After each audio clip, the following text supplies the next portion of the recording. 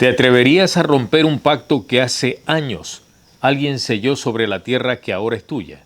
El viento empezaba a bajar desde los cerros mientras la noche llegaba.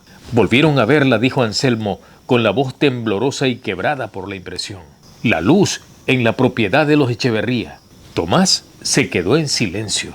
Hacía 20 años que nadie pronunciaba ese nombre sin bajar la voz. El campo de los Echeverría estaba abandonado desde el invierno del 86. Fue cuando don Gervasio apareció tendido en el granero, sin señales de golpes ni enfermedades, como si hubiera quedado mirando algo que solamente él podía ver.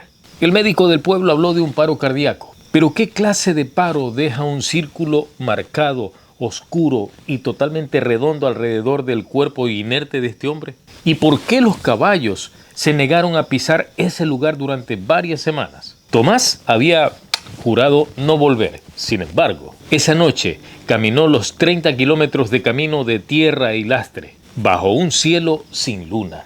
El campo seguía igual, el molino oxidado como quejándose con cada vuelta, la casa grande con las ventanas cerradas, el aljibe tapado con hojas secas, todo quieto. Era como si el tiempo se hubiera quedado a vivir ahí. Anselmo lo esperaba entre el corral y la alambrada. Aparece después de la medianoche, dijo en voz baja. Flota sobre el potrero del palo de mango. No es candela, tampoco es una linterna, es otra cosa. Entraron sin prender luces. El silencio del lugar era tan hondo que hasta el roce de las botas parecía hacer demasiado ruido. Tomás recordaba ese potrero. Allí corría desde chico, justo allí, donde se levantaba aquel enorme ombú. El árbol grande y solitario, de copa ancha y sombra generosa, que vigilaba toda la llanura. ¿Desde cuándo la ves?, preguntó. Desde que empezaron a faltar las vacas de los Luján. Faltar, no escaparse, no ser llevadas, sin alambres cortados, sin huellas sobre la tierra. ¿Cómo se pierde un animal tan grande sin dejar señal alguna? El reloj marcó las 12:07 cuando el aire cambió, como cuando está por venirse un aguacero fuerte. Todo queda en suspenso. Entonces, ¡paz!, desapareció. Una luz blanca suspendida a poca distancia del suelo. No alumbraba hacia afuera, parecía encendida por dentro. Latía despacio, como si respirara. Tomás sintió el mismo frío de aquella tarde del 86, cuando se escondió detrás del granero y vio a don Gervasio discutir solo, mirando hacia el potrero vacío. «No es suficiente, ya cumplí mi parte», dijo el viejo. ¿Con quién hablaba? ¿Quién podía escucharle en medio del campo abierto? La luz avanzó apenas. El árbol proyectó una sombra larga y rara, hacia un lado donde no había claridad que la explicara. Anselmo retrocedió un poco. «Dicen que Gervasio hizo un arreglo», murmuró, «que prometió algo para que la lluvia volviera cuando la sequía nos estaba fundiendo. Y si aquel círculo en el suelo no era una simple marca, y si señalaba otra cosa». La luz alumbró con más fuerza. La tierra vibró suave. Era como cuando pasa un camión lejos. Tomás sintió un leve zumbido en los oídos y el pecho apretado. Y entonces la distinguió. No la luz, algo que estaba detrás de ella. Una forma apenas más oscura que la noche, recortada por el resplandor, alta, quietísima. No se le veían rasgos, se sentía su presencia, como si mirara fijamente. «¿La ves?», susurró Tomás. Anselmo no contestó. La figura inclinó la cabeza. El sonido se volvió un murmullo difícil de entender. Era como palabras dichas bajo el agua. Tomás se acercó un poco sin pensarlo. Sintió que algo lo llamaba. Pero no era una voz. Era algo así como un viento imantado.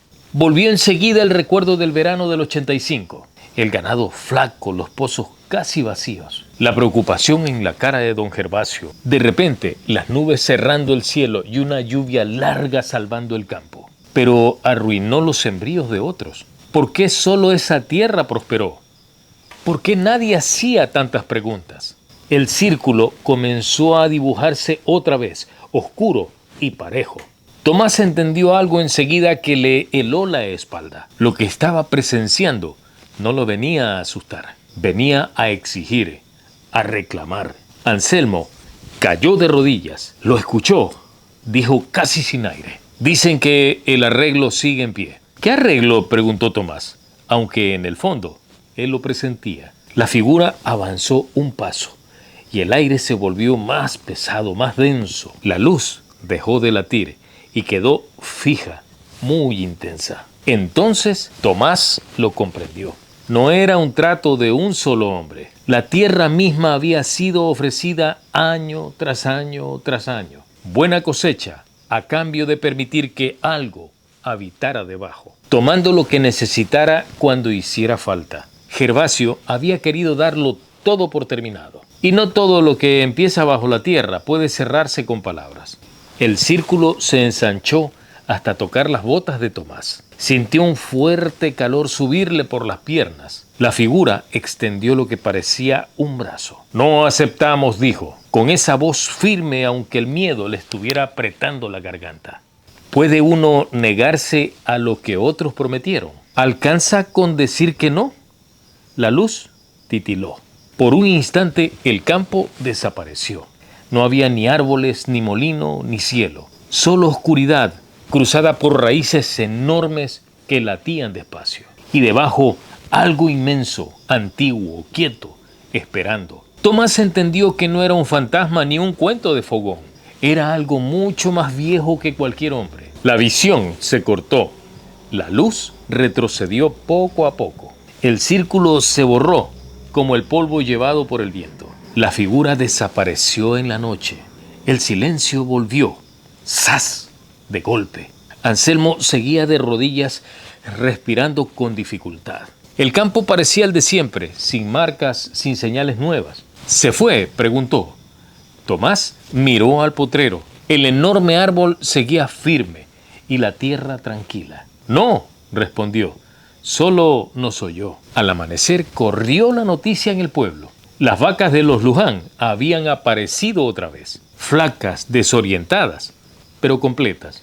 Era como si hubieran estado en otro lado. Y esa tarde una lluvia pareja cayó sobre todos los campos, no solo sobre uno. Desde entonces la luz no volvió a verse. Pero cada año, en la misma fecha en que don Gervasio quedó tendido en el granero, el molino de los Echeverría gira aunque el aire esté quieto. Y quienes pasan cerca aseguran sentir un murmullo bajo sus pies. Pero no suena a amenaza, suena a una espera angustiosa. Porque la verdadera pregunta no es si el arreglo terminó. La pregunta es, cuando la tierra vuelva a pedir lo suyo, ¿quién estará dispuesto a escucharla?